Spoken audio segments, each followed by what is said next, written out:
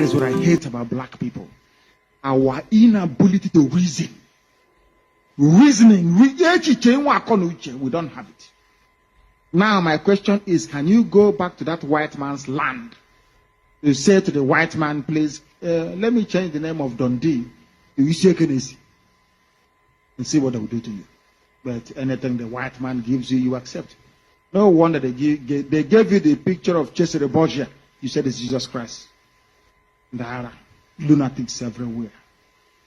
This is madness. Madness.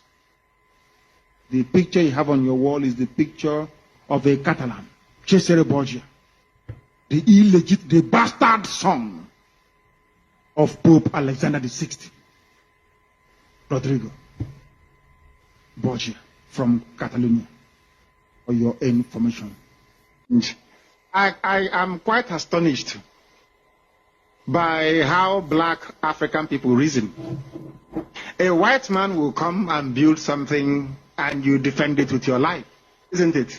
Isn't it very funny? But you cannot go to a white man's place and build anything. The moment you're living there, using broom to sweep you away from the place. If you're very lucky, they'll even deport you.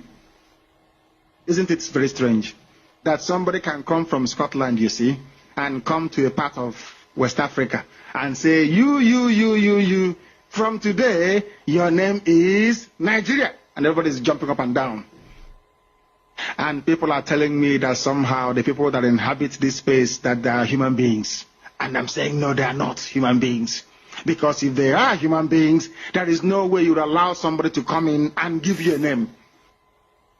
Isn't it very funny? How some people will die for what a white man brought to them in the shape of religion. They will die for it. They will not die for what Okeke will give them. They will not die for what Okafor will give them. They will not go to war for what Chinenye will give them, or Chinasa, or Oluomachi. No, because they are not white.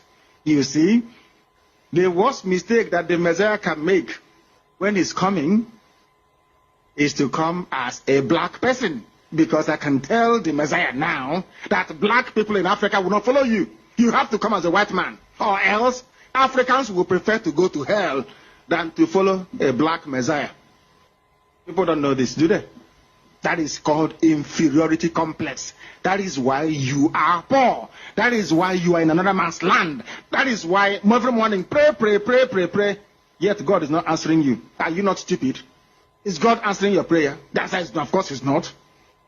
You think that when they give you promotion because you're the best, you're the most hardworking security guard, you think it's because of the prayer that your Yoruba pastor did for you? No, it's because if you're standing outside on the cold for 12 hours, they have pity on you. That's why they promoted you, not because of a Yoruba pastor somewhere. Fucking rubbish. People must not take for granted. Nobody should underestimate our capacity to be resilient.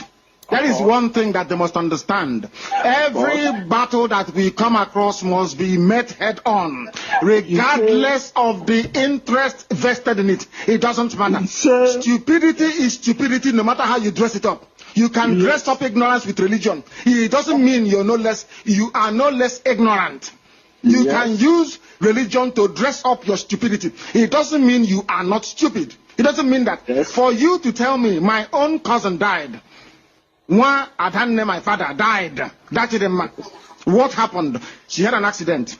She broke her leg. You know that when the bone marrow seeps into the bloodstream, of course you take fever and you die. The bone marrow was seeping into the bloodstream. They told her, let us go to hospital. She said no. For what? That she should be taking. Hang on. She wants to go to prayer house to go and pray. Do you know that I lost my cousin and she died because her blood became poisoned and she died as a result of it? Take me to prayer house. Because they drum it into their heads every day.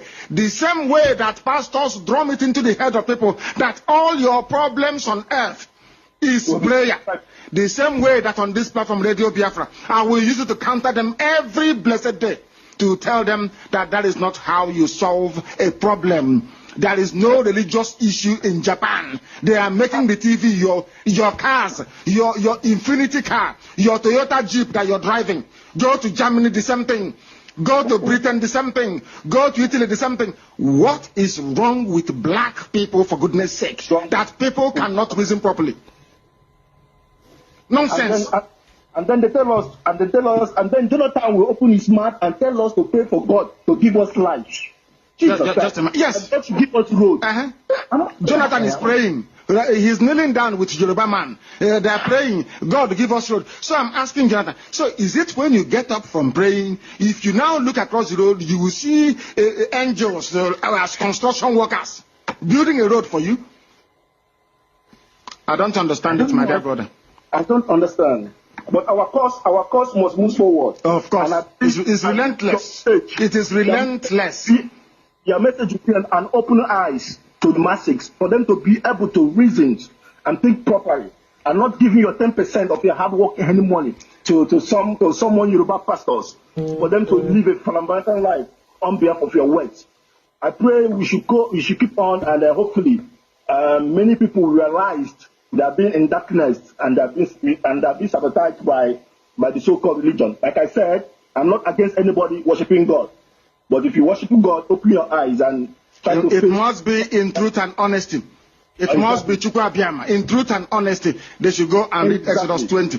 Because people are dying. We are raising this issue because people can't expect Radio Biafra to keep quiet when evil is happening. You just cover it up and pretend it's not there. That is bunkum. We meet it head on. We meet it head on. And we confront it. Somebody studied and had a certificate in education, which means you are now prepared to be a teacher. After getting certificate, there is no job. You then say to him, go and start praying. Yes.